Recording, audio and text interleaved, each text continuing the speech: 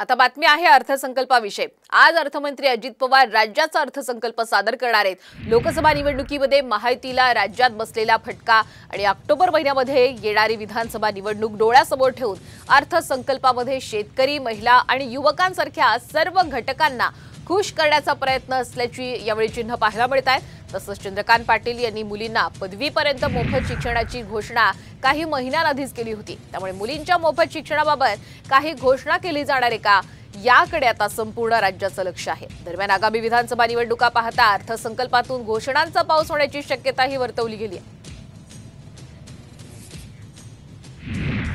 आपण ग्राफिक्सच्या माध्यमातून पाहूयात कशा पद्धतीने हे बजेट असू शकेल। शेतकरी कर्जमाफी योजना नव्यानं लागू होण्याची शक्यता आहे। मुलींच्या मोफत शिक्षणासाठी तरतूद करण्याची ही शक्यता आहे।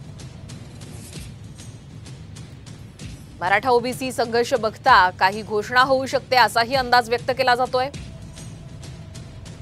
तर मध्य प्रदेशातील मुख्यमंत्री लाडली बहन या योजनेच्या धर्तीवर राज्यामध्ये सुद्धा काही योजना येऊ शकते। डिझेल पेट्रोल स्वस्त करण्यासंदर्भात निर्णय होऊ शकतो असा अंदाज व्यक्त करण्यात आलेला आहे।